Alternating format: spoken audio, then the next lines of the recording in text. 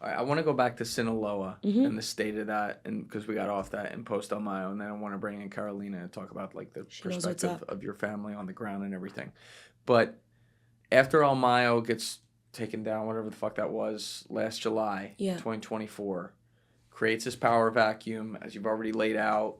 New Generation Cartel has seized a lot of this to be able to take more power. Sinaloa is hurting, but the overall effect is cartels didn't lose any power. It just shifted around. It shifted. Stuff. What is the state of Sinaloa, though, like right now? You know what's crazy is when I was here with you last time, I was like, it's so fucked up, and there's so much blatant daily broad daylight violence, and it only got worse. Yes. It has continued on, and it's so much worse to the point where houses are getting shot up, burned down. There's videos of kids, right? School is out, and they're running for cover because there's a shootout right outside of the school. And so Carolina's family, like most of your family, lives there, other than her parents and her brother who are with her. Right. But what does your family say? They're tired of it. They're like sick and tired of it. Everyone is. Like, everyone just wants it to end, but it's like there's no answer, and people are kind of feeling hopeless. And so I think, like, obviously it's really important to give people a voice, which is why I think what you guys are doing is, like, really important. But, like, just to give you a real-life example, is, like, when they first extradited... I'm sorry, I'm blinking right now. When they sent El Mayo to the States? Yes. Quintero or El No. Mayo? So I'm talking recently. Okay. So sorry, I'm nervous. You're okay. No. When they first like extradited El Mayo, things popped off. And so I like right after that, I remember that my cousin called my mom, and she was real stressed out, saying that like, so what do you call like ponchallantas? The strips that break the tires? How do you call those? Oh, the spike strips? Spikes. Yeah. Spikes, yeah. So cartels use those a lot. So like I told you, like they take cars like GTA style. Like if they want a certain car, like they'll try and take it from you. So you can't really have like a nice car, quote unquote. Like before all of this popped off, my cousin bought like a nice like truck. And so she was driving around, and literally like they threw it at her. She freaked, and she was able to like not get her tires popped. And so like later on, like they did it again, and she got home and she's like, I'm never using that truck out again. Like in the past, before even this popped off though, like I've definitely had like multiple family members try and get their cars taken away. Actually, like my uncles were still in the car when they took their truck away. Fuck, so they drove off with them in the car? They drove off with them, and they're like, please, like, let us go, like, just take the car. And eventually they freaking kicked them out somewhere, like, randomly. And it was like, yeah, it was like terrifying. And this was like years ago. So this has been a thing. This is long term. Yeah, it's a thing. But like you said to me, how like you know someone who bought like a beat up shitty car just to drive around. A lot of people are buying beaters now because they were getting their cars stolen, and they were using the spikes. They still use the spikes, and a lot of the cartel armored vehicles have these special tires. They like have a blue cap around them. I have a video of it that are anti spikes, so they can drive right over the spikes and it doesn't puncture the tire. I feel like this is an impossible question to ask, but like in Sinaloa, what percentage of the population isn't necessarily just in the cartel, but associated with and supporting the cartel? Do you have any idea? It's okay if you don't. For the most part, people want it to be gone, and people want to live like a normal life. But they feel powerless. Yeah.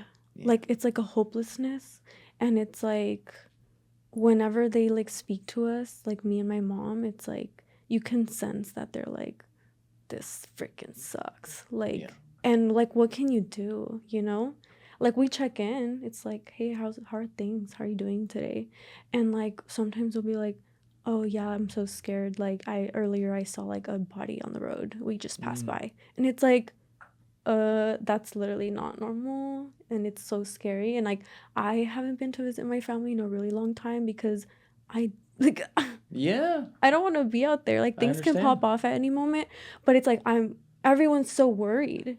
And like when we did the episode together on TikTok and like YouTube, we spoke about this, and I like was saying like these same examples, And it's like people in the comment sections were also like, oh yeah, like this is for sure a thing. Like, thank you for speaking about this. I haven't seen anything about this. Like, we want more. And so it's like people are eager to hear, like, at least in the States, like the demographic that we hit, with people who have family back there. And it's like, yes, please speak about it. Like, yes, this is crazy. This is happening. Like, we're so worried as well. Like, you know, like let's get this out there.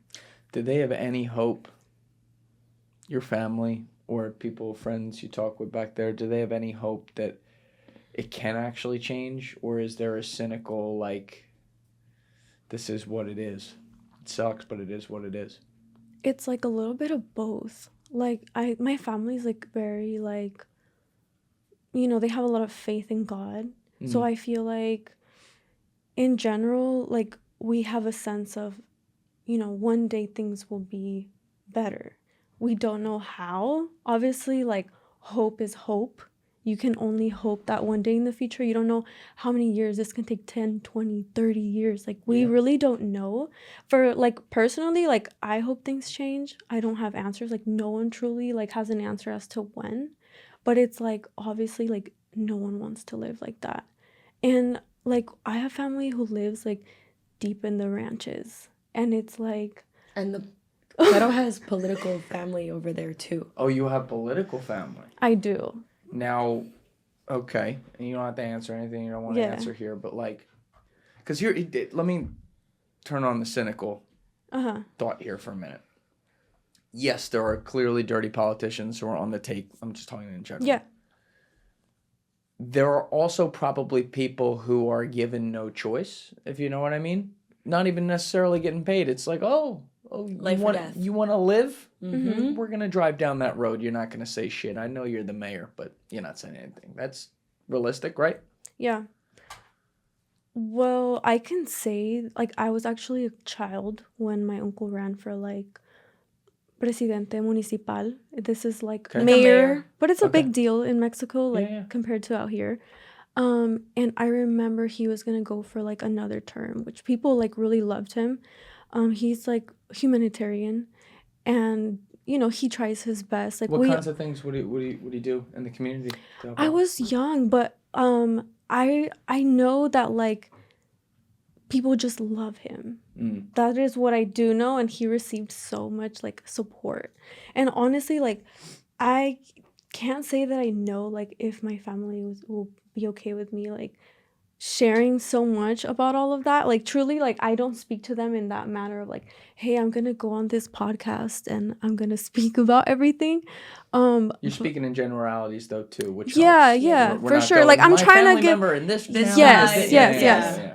Obviously for safety purposes too, because they live there and I don't. Right. But sad you gotta think that way too, but you really do.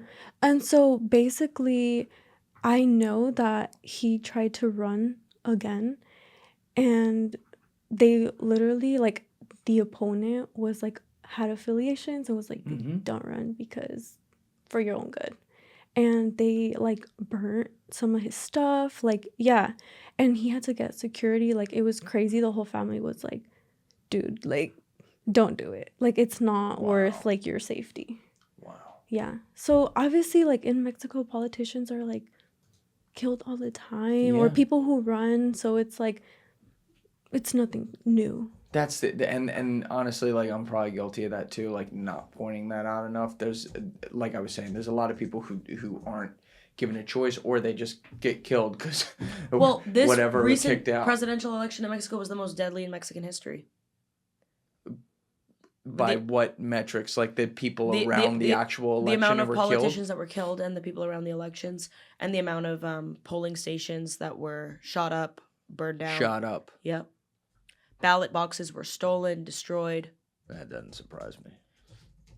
And your family, like, your immediate family here, your parents and your brother, it sounds like you guys are, like, the only one of the bunch of your whole family who's in America right now. Is that right? Or do you have other family members in America too? For the most part, like, my mom's side, she has no one out here. My dad has, like, uncles and, like, a little bit more family. How long have they been here in the country? my dad came out here actually when he was like 16, 17. Okay. He like would ride the bike to like the adult school nearby just to learn like English. Wow. And like people even get shocked sometimes when he randomly starts speaking in English. I was shocked. Oh yeah, you were, huh? Yeah, everyone's always very like shocked because his English is like really good, but yeah, like he literally had to come out here because his family lives like deep in the ranch in the middle of nowhere.